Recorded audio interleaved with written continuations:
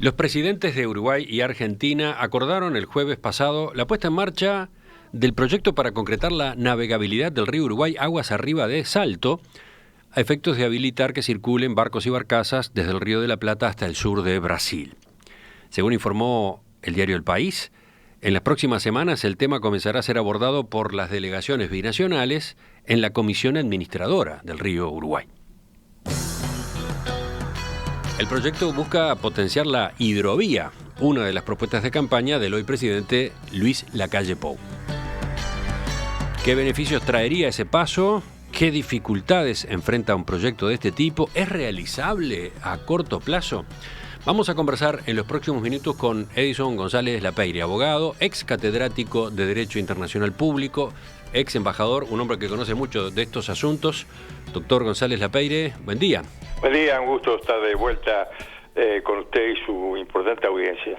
Comencemos, antes de ir a las advertencias que usted ha formulado, por lo que ocurre, por el tema o la situación a partir de la cual viene esta discusión. ¿Cuáles son las limitaciones que tiene hoy la navegabilidad del río Uruguay? ¿Dónde se encuentran? Si usted me permite, quisiera hacer una precisión previa. El propósito de que yo haya publicitado mi posición en esta materia es el de tratar de evitar que este gobierno al que yo voté no incurra en los mismos errores en que incurrió el Frente Amplio con emprendimientos como el de la regasificadora de Gasallago o el puerto de Agua Profunda. Yo oportunamente, aportando más de 50 años vinculado a esta temática, publicité diversos trabajos indicando que esos emprendimientos no eran factibles, no eran viables. Y ahora a los contribuyentes uruguayos nos está costando más de 250 millones de dólares esas frustradas iniciativas. Esa fue mi intención, pero debo hacer una aclaración previa. Una cosa era emprendimientos efectuados por puro voluntarismo fogoneado por el presidente Mujica, y otra cosa es un acuerdo que se celebra por dos presidentes, por el presidente de la República Argentina y por el presidente de la República Oriental de Uruguay, que yo debo de aceptar y de presumir que han contado con un asesoramiento de un excelente nivel técnico. De modo pues que soy consciente de que puedo estar equivocado, de que la información de que yo dispongo no está actualizada y que obviamente se debe descartar lo que en estos momentos yo pueda estar opinando sobre esa materia. Sí, está bien, está interesante la puntualización que usted hace, yo iba a preguntarle por eso un poco más tarde, pero entendido el marco entonces, ¿por qué usted entregó en medios de comunicación una carta con un documento adjunto? Una carta que llegó acá a la redacción de En Perspectiva en particular. Entendido eso, vayamos al tema. Y sobre todo situando a los oyentes en este desafío del cual hace tiempo que no se habla, ¿no? Entonces, ¿cuáles son? ¿Dónde están los obstáculos hoy a la navegabilidad del río Uruguay? Pero son de diversa naturaleza. Si usted quiere, yo les empiezo a enumerar sintéticamente. Sí, algunos. Supongo que tenemos que ubicarnos sobre todo en la zona de Salto hacia arriba, ¿no? Efectivamente, pero también hay problemas de Salto hacia abajo. Pero vamos a empezar por los aspectos jurídicos. La Comisión Administradora del Río Uruguay, que fue constituida por el Estatuto del Río Uruguay, un tratado firmado el 26 de febrero del 75, del cual yo fui uno de los redactores, no tiene competencia más allá del tramo compartido del Río Uruguay con la Argentina. Después, de modo que encargarle a esa comisión binacional que realice estudios en un tramo del río Uruguay donde la República Federativa del Brasil ejercita jurisdicción, no es correcto. A esta mesa le falta una pata, y la pata es la República Federativa del Brasil. Para que esto pueda tener andamiento, se requiere, en una primera instancia, que está referida a los estudios que se puedan llevar a cabo, el consentimiento del gobierno que preside Jair Bolsonaro. Y en una segunda etapa, un tratado, porque además ese tratado no solamente va a modificar el Estatuto del Río Uruguay, sino que incluso puede llegar a colisionar con el Tratado de Límites en el río Uruguay del 7 de abril de 1961. De modo pues que, en primer lugar, se requiere un marco jurídico que evidentemente no se alcanza con un simple acuerdo verbal como el que han celebrado los presidentes platenses. Sí, esa es una advertencia, una de las advertencias que usted hace, acompañada de su, ¿cómo decirlo?, su presunción en cuanto a que a Brasil no le interesa. Que incluso si se va a una negociación, si se incorpora a Brasil en este emprendimiento, lo que se va a obtener como respuesta del otro lado es una enorme frialdad, así lo indican los antecedentes que usted mismo experimentó a lo largo de su carrera como diplomático en la Cancillería.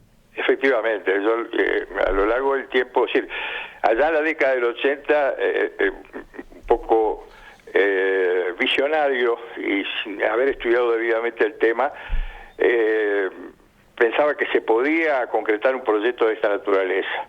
Y empecé a hacer contactos que resultaron todos frustrados. En particular, en el año 1989 presidí la delegación uruguaya que negoció en Itamaraty el Tratado de Desarrollo de la Cuenca Hidrográfica del río Cuarey. Y volví a hablar del tema con los brasileños. Y ahí antes habían tenido respuestas dilatorias, pero en esa oportunidad fueron contestes en afirmar, estoy hablando de algo que sucedió hace 30 años, que al Brasil no le interesaba que sus cargas bajaran por el río Uruguay, tuvieran que estar sometidas a la jurisdicción de Argentina y de Uruguay en un tramo bastante importante, fueran transbordadas en puertos argentinos, uruguayos, para llegar a ultramar.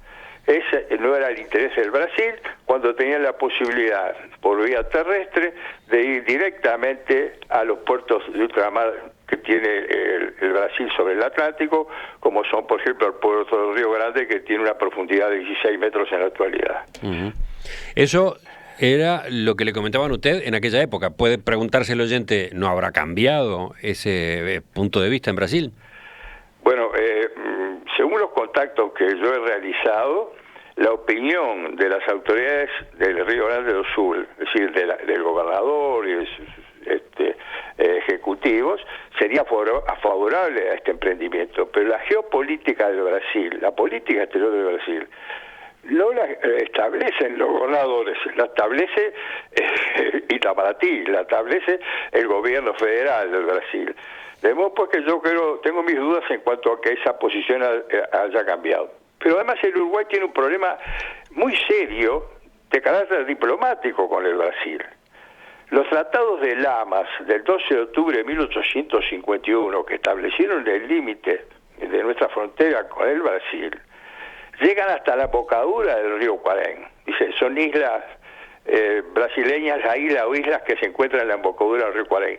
No llegan ese límite a delimitar la jurisdicción de cada país en el río Uruguay. Lo voy a ser más claro. Si uno va navegando por el río Uruguay a la altura de Bella Unión, volcado a la margen oriental del mismo, hay un lugar donde deja la jurisdicción uruguaya para pasar a la jurisdicción brasileña. Eso nunca fue negociado. En el año 1988 yo conversé el tema con el canciller Luis Barrios Tassano, me pidió que redactase una nota solicitando al gobierno del Brasil iniciar una ronda de negociaciones para establecer ese límite, que curiosamente incluye la isla brasilera, porque la isla brasilera está en el río Uruguay, no está en el río Guarey. Y bueno, hubo una respuesta aclaratoria, se le dio la aclaración. En el año 90 el doctor Grosespil me volvió a convocar para que redactase otra nota porque no había habido una respuesta, la redacté y se fue presentada y nunca más tuvimos una respuesta del Brasil. Quiere decir que... O sea que en la relación con Brasil, en la demarcación, en el acuerdo de límites con Brasil, tenemos ese bache. Exactamente, la única parte no delimitada de los límites de nuestro país. ¿Y ese bache tendría su incidencia a la hora de pensar en obras en el cauce del río Uruguay en esa altura? Yo pienso que es es un tema importante a dilucidar, porque si usted va navegando por la hidrovía del río Uruguay, tiene que saber cuándo está bajo jurisdicción del Brasil y cuándo está bajo jurisdicción del Uruguay. Eso no ha sido definido. Ese es otro tema, diría yo, de carácter diplomático que habría que resolver. Por otra parte, yo creo que hay aspectos fácticos, ¿no?, que tienen que ver con la ideología del Uruguay. A ver, me llamó la atención que cuando yo empecé esta entrevista preguntándole cuáles son las limitaciones que tiene hoy la navegabilidad del río Uruguay, usted empezó por el terreno ese de las relaciones entre los países involucrados, ¿no? Uruguay, Argentina y Brasil. Empezó por ahí, empezó por el terreno de los tratados, por el terreno de los intereses, no por la parte de los obstáculos físicos. Mi pregunta apuntaba más a dónde están los escollos, ¿no? Ahora supongo que se va a referir a eso. Lo que pasa es que usted, para iniciar un proyecto de estas características, tiene que tener un marco jurídico adecuado. Es decir, la Comisión Administradora del Río Uruguay no puede, por ejemplo, ordenar que se realicen cateos o sondajes o estudios en la parte del Río Uruguay donde el Brasil ejercita jurisdicción, sin que el Brasil haya otorgado el consentimiento. Yo creo que eso es fundamental. Lo primero es establecer si lo puede hacer. Y yo aclaré en mi primera intervención de que la Comisión Administradora del Uruguay no tiene esa competencia. De modo que creí que ese era un punto muy importante. Sí, claro, sí, muy interesante, sí. Pero sigamos, a ver, entonces, desde el punto de vista físico, ¿dónde están los cuellos de botella? Desde el punto de vista físico, tenemos que considerar la situación aguas abajo de la represa y de la represa hacia el norte. Aguas abajo de la represa tenemos el Salto Chico, que es necesario derrocar o buscar un bypass para conectar la parte navegable del río Uruguay con las cruzas ya construidas en la represa de Salto Grande. Sí, ese es un detalle que capaz que vale la pena incorporar acá en la conversación, porque pueden pensar algunos oyentes que la represa de Salto Grande es en sí misma un inconveniente para la navegabilidad. Sin embargo, no. Cuando se construyó la represa, a fines de los años 70, se dejó prevista una infraestructura para el pasaje de embarcaciones, una esclusa de navegación, ¿no? Efectivamente.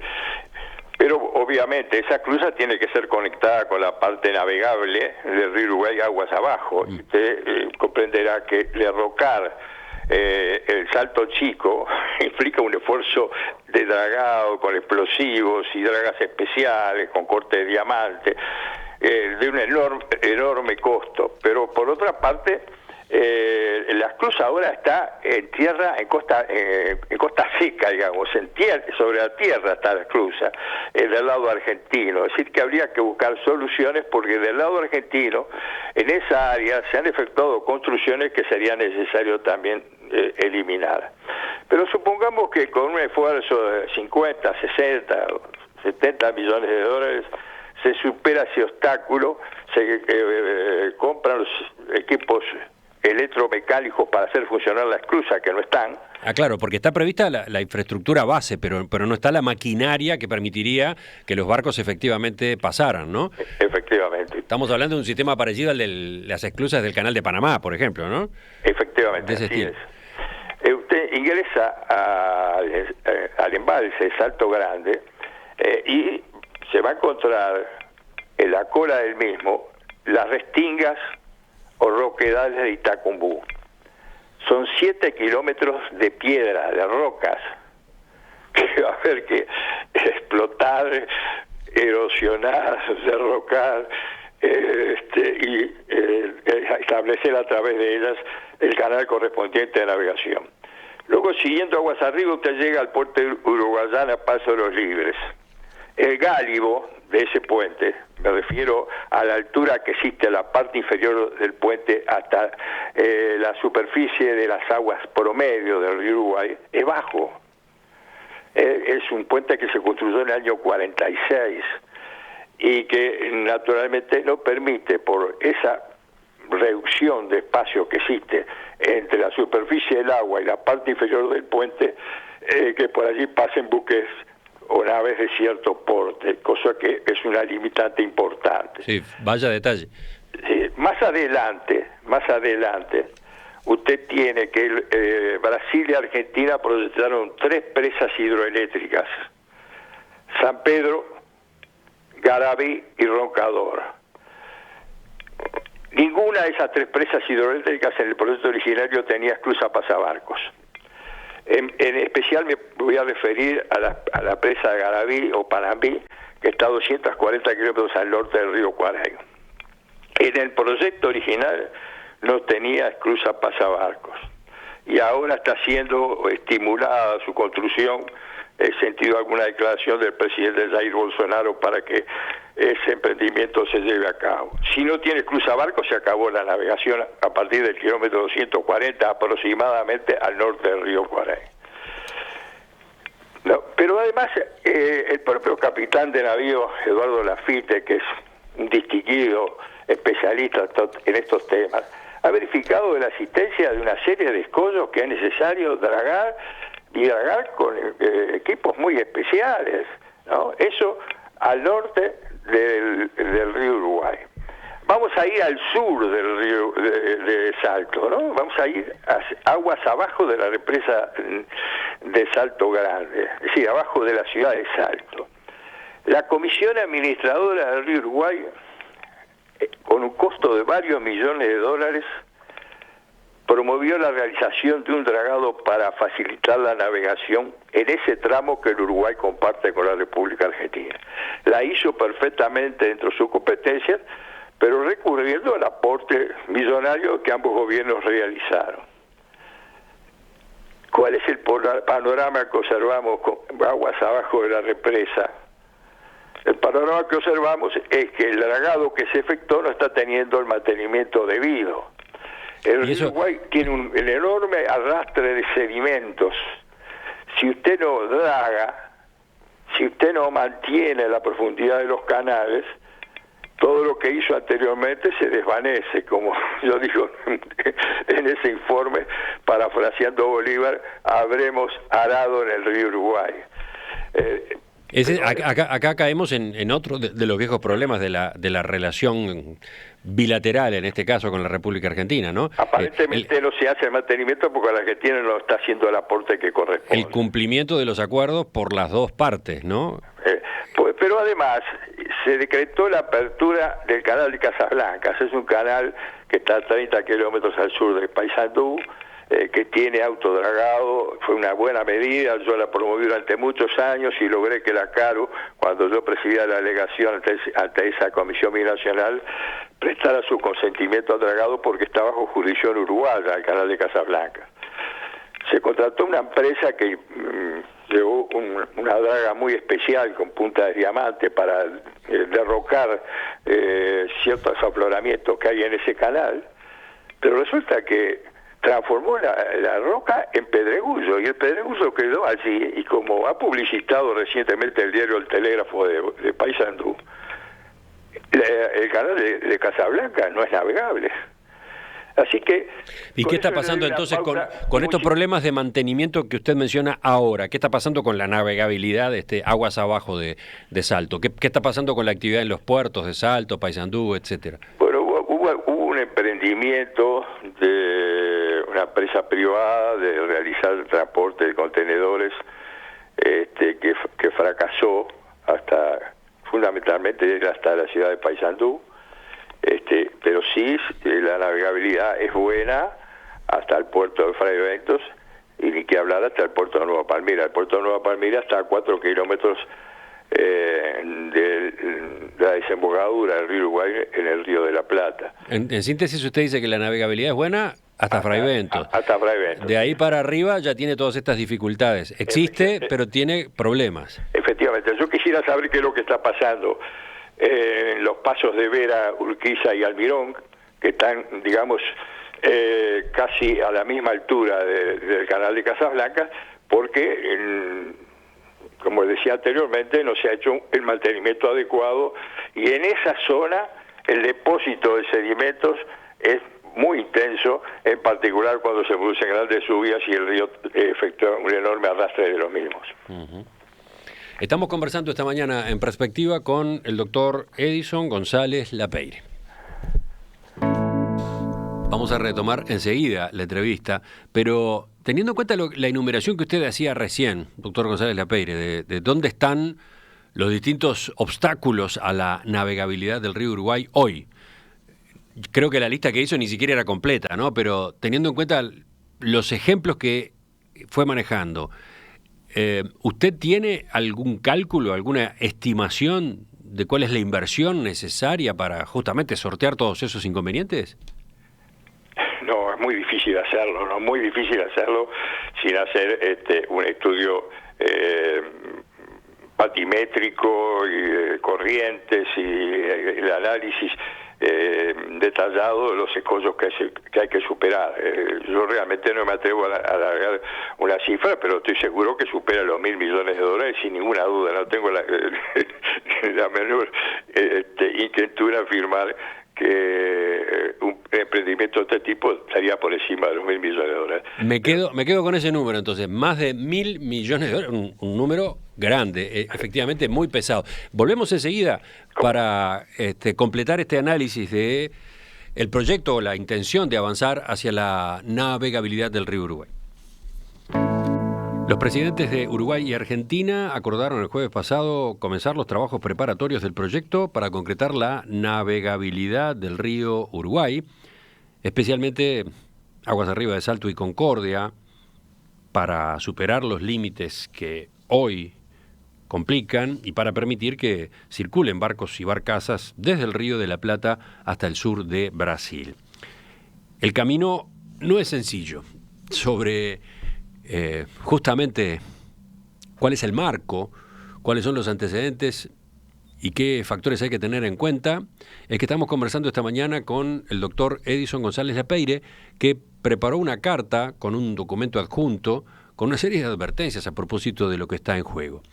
El doctor González Lapeyre tiene un conocimiento amplio en esta materia, ex catedrático de la Facultad de Derecho de la Universidad de la República en Derecho Internacional Privado, Derecho Internacional Público y Derecho Diplomático, profesor de Derecho Internacional Marítimo en la Academia de Derecho Internacional de La Haya, ex embajador, negociador del Tratado del Río de la Plata y su Frente Marítimo, negociador del Estatuto del Río Uruguay y del Tratado para el Desarrollo de la Cuenca Hidrográfica del Río Cuarén.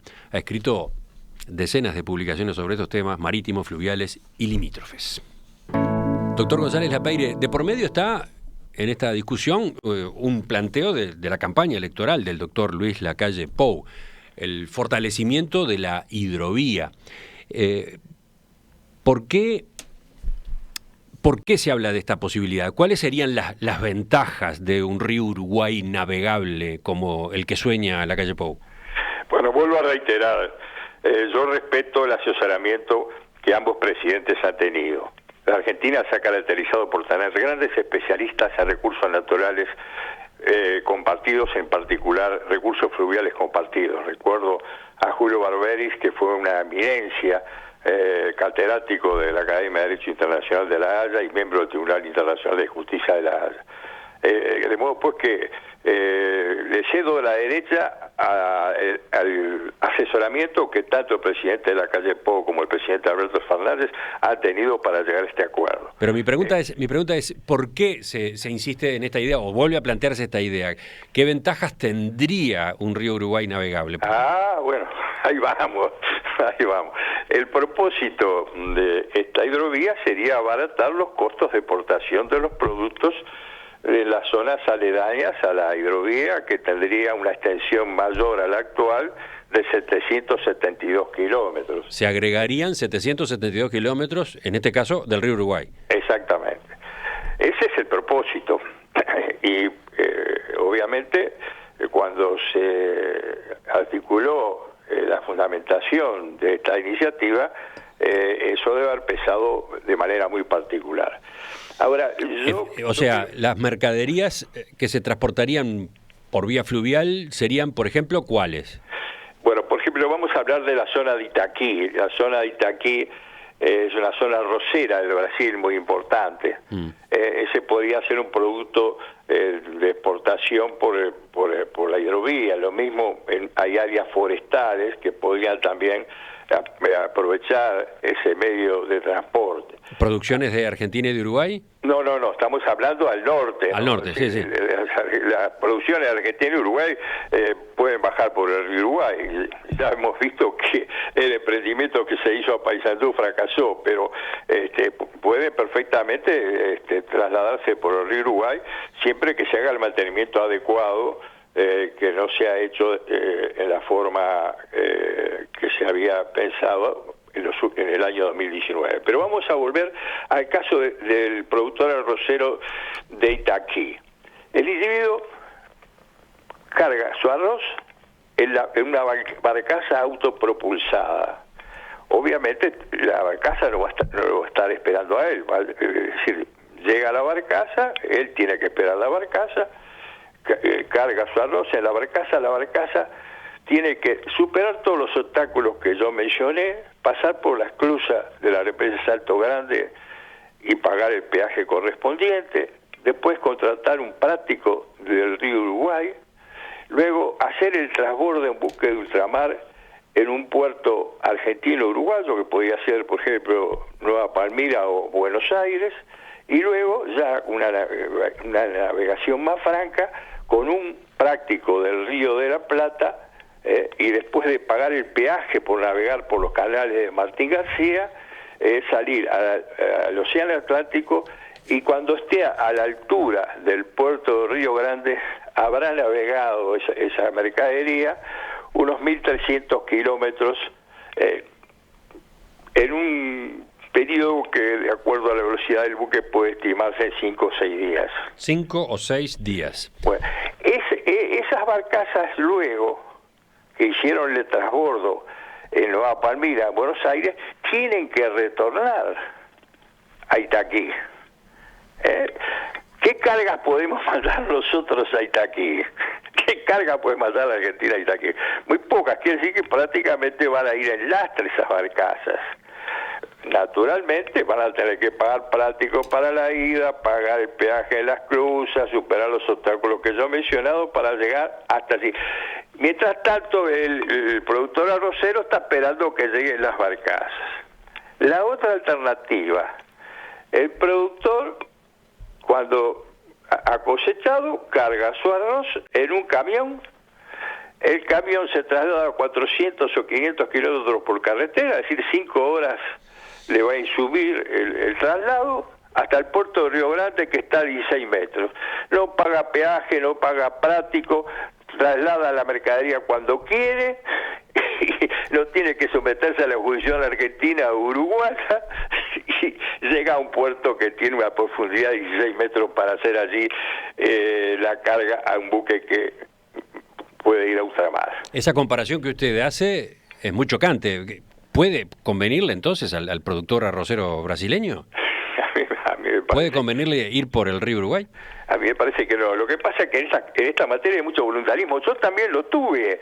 En 1983, cuando con el capitán Flagini escribimos el Estatuto del Río Uruguay, dijimos que había que tratar de habilitar la mayor parte posible de su tramo desde el punto de vista de la navegación. Lo dijimos. A mí me encantaría que viniera alguna empresa multinacional y que se encargase de la obra. Me encantaría, porque solo he navegado mucho el río Uruguay y he recorrido hasta Chapecó ese curso fluvial desde su costa. Obviamente, un río Uruguay 100% navegable sería un agente dinamizador de la actividad económica, por ejemplo, del lado uruguayo, por ejemplo, en los puertos, ¿no? Estos del litoral que hemos mencionado, en particular en Nueva Palmira, ni que hablar en cuanto a el desarrollo de empresas dedicadas al transporte fluvial, por ejemplo. Yo creo que sí, que tendría un efecto dinamizador en la medida que al exportador brasileño o argentino en el tramo que Brasil comparte con la Argentina el río Uruguay, le convenga. Claro, usted está hablando de que efectivamente habría un efecto dinamizador si el negocio existiera, si se pudiera efectivamente transportar, por ejemplo, esa carga de arroz brasileño, y usted es muy escéptico en ese sentido. Bueno, yo creo que he dado argumentos que indican las dificultades que van a tener desde el punto de vista logístico, económico y financiero para poder hacer que este negocio de la hidrovía del río Uruguay sea rentable. Usted en el documento adjunto a la carta dice en determinado momento que tiene el temor de que este proyecto que se está poniendo en marcha, en caso de avanzar, solamente termine beneficiando a empresas constructoras. Y dragadoras, ¿no? Constructoras y dragadoras, las que se encargarían de las obras. De las obras, sí, pero lo que tiene que ver con las compañías marítimas de transporte, no, para nada soy optimista por las dificultades que yo he mencionado. O sea, su pronóstico es que si estas obras se ponen en marcha, las beneficiarias van a ser las empresas constructoras y dragadoras, y además que el proyecto va a terminar inconcluso. Bueno, usted recuerda cómo se lanzó el proyecto del Puerto de Aguas Profundas de Rocha, ¿no?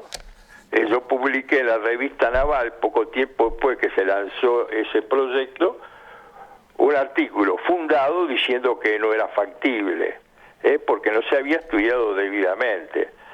Con respecto a la regasificadora, dije que si no se estaba asegurada la venta del excedente del fluido, el proyecto iba a fracasar. No se garantizó la venta del excedente del fluido y fracasó, y no se está contando más de 250 millones de dólares la farra, y va a seguir aumentando el importe de lo que tenemos que pagar los contribuyentes. Entonces, yo digo, cuidado por las piedras. Antes que nada, hay que ponerle la tercera pata a la mesa. La tercera pata a la mesa es el Brasil. ¿Por qué vamos a estar hablando de hacer esto, hacer lo otro, si el Brasil no dio su consentimiento?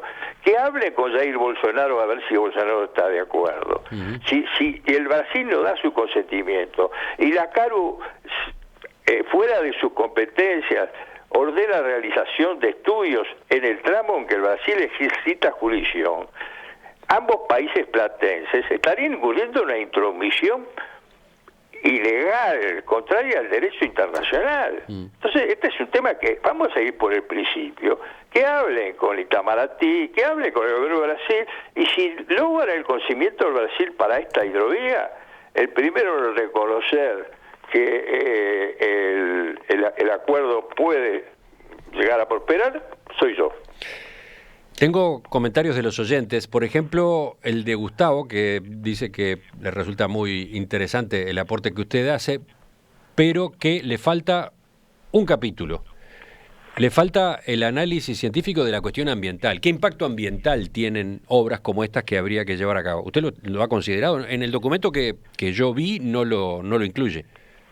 No, yo no creo que sería muy significativo el impacto ambiental, ¿no? Porque el transporte por agua es realizado por barcazas autopropulsadas, no es particularmente contaminante. Yo lo he visto en el Mississippi, lo he visto en el Missouri. No. ¿Y el impacto de las obras que habría que hacer? Esa es otra cantada, pero estamos hablando de que las obras tienen un plazo determinado de construcción, ¿no? Pero yo no creo que sea un factor muy relevante en el análisis de esta problemática, con el perdón a Gustavo, que opina distinto. Lo que sí es que en una nota que yo envié al semanario Búsqueda, que posiblemente se publique mañana, yo menciono que consideraba que el diálogo tan cordial que existe entre los presidentes Alberto Fernández y Lacalle Pou hubiese sido más propicio para encarar el tema del emisor subacuático, que la Argentina está construyendo a un ritmo bastante acelerado, de 12 kilómetros de extensión, con un diámetro de 4,30 metros, que va a verter al Río de la Plata frente a Colonia las aguas cloacales de 4,5 millones de habitantes y de miles de industrias. Me impresionó ese punto que usted incluye sobre el final de su carta, y me gustaría que lo viéramos enseguida, porque usted plantea en la agenda bilateral Uruguay-Argentina habría que priorizar ahora otros asuntos, y uno de ellos que acaba de mencionar, que yo creo que casi nadie tiene sobre la mesa. Lo vemos enseguida. Los primeros estudios sobre la navegabilidad del río Uruguay datan de 1890. Después hubo otros sobre el comportamiento del río, sobre las potencialidades hídricas, En 1946 se firmó el primer acuerdo binacional que incluía la navegabilidad del río Uruguay. Hasta ahora no ha habido forma de avanzar efectivamente en esa materia. A propósito del impulso que piensa darle el actual presidente de la República, Luis Lacalle Pou, en acuerdo con su colega de la República Argentina, Alberto Fernández, esta noticia que se conoció la semana pasada, estamos conversando con el doctor Edison González Lapeyre, un experto en estos asuntos que ha planteado una serie de advertencias. Definitivamente él no ve viable un proyecto de estas características. Y en cambio señala, habría que concentrar las energías de los dos presidentes en este momento, convendría que las concentraran en otra serie de asuntos más urgentes. Algunos que ya mencionó. Al sur de la represa de Salto Grande se deberá continuar realizando el dragado que fue encarado en los últimos años por la CARU, la Comisión Administradora del Río Uruguay, o que se dejen sin efecto las medidas proteccionistas argentinas al ingreso de productos uruguayos a ese país, ingreso que está en el nivel más bajo de las últimas décadas. Y el tercer punto que incluye es este que recién mencionaba, el emisor subacuático. ¿Podríamos conocer un poco más a propósito de esa obra que ha pasado casi desapercibida de este lado, doctor González Lapeyre? Sí, con mucho gusto. Curiosamente pasó desapercibida hasta por los organismos competentes. En el año 2009, la delegación argentina ante la Comisión Administradora del Río de la Plata presentó este proyecto en el plenario conforme al régimen de consulta previsto en los artículos 17 a 22 del Tratado del Río de la Plata y su frente marítimo. La delegación uruguaya, que era presidida por el embajador Rosselli, en el plenario, prácticamente a carpeta cerrada, prestó el consentimiento a ese proyecto, entendiendo de que el régimen de consulta estaba referido solamente a la navegación y al régimen del río, no incluía la contaminación. Personalmente entiendo que verter esas aguas cloacales en el Río de la Plata afecta o puede afectar severamente el régimen del río y que se debían haber agotado todas las instancias de consulta a los efectos de verificar que las aguas que se van a verter tengan el tratamiento, la depuración, la filtración que le dé garantías a todos los habitantes de ambos países de que el Río de la Plata no se va a transformar en una gran cloaca. ¿A qué altura es que sale ese emisor subacuático? Es un tanto al sur de la ciudad de Buenos Aires.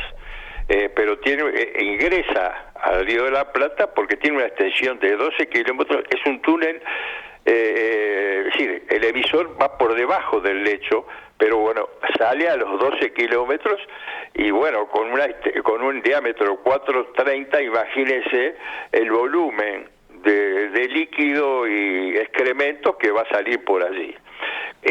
Yo tomé el conocimiento de este tema por la información que me brindó en su momento el embajador Carlos Orlando Bonet, y me interesé a ver qué era lo que había sucedido.